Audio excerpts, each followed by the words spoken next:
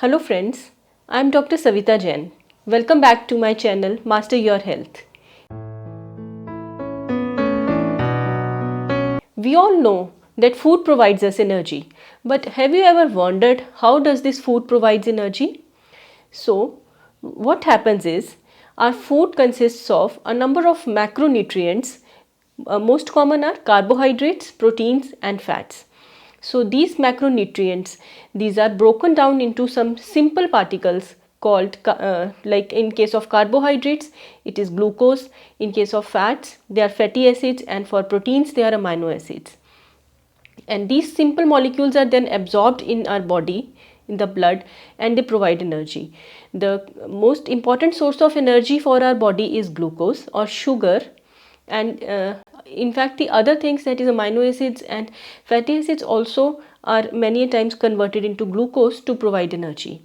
And how does this glucose provides energy? This glucose or sugar is carried via our blood to the different cells of the body. When glucose reaches the cells, then an important hormone called insulin, it helps in transporting this glucose from blood to the cell.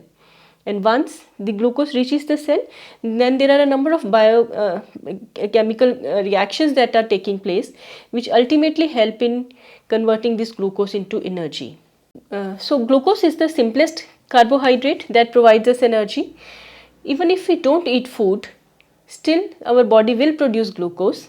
As I said earlier, that the fatty acids, amino acids can also be converted into glucose. So even if we are not eating food, the glucose that is stored inside our liver or our muscle will be used, it will be released into the blood. If those stores they get abundant, then our body can always break down the proteins and fatty fats to form glucose. So if we eat food, the glucose will be provided from the ingested food. If we do not eat food, the glucose will be provided from the inside stores of our body.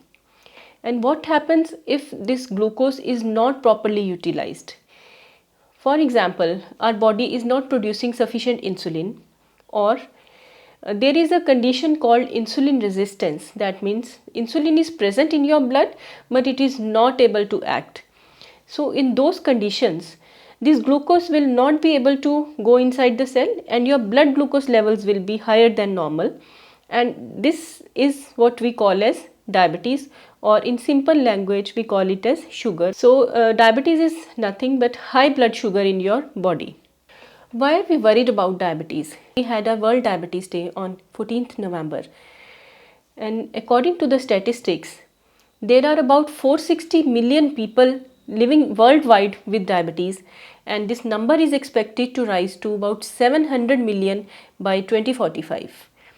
And if we talk of India, India at present is at number 2 after China, but within few years it is expected that if the number keeps on increasing, India will be at number 1 place as far as number of diabetics are concerned. So that's a huge number. And these diabetics are increasing day by day. In India only, we have about 30 million people who are suffering from diabetes. There is another problem. 1 out of every 2 diabetic don't even know that they have diabetes. So they may not be suffering from any symptoms, and they may keep on suffering from diabetes, and ultimately they may get long-term complications because of uncontrolled diabetes. It is very important to recognize and treat diabetes at an early stage. So friends, that's all for today. If you like my videos, please press the like icon, and if you want to further watch my videos, please subscribe to my channel and press the bell icon. So I wish you all a very good luck.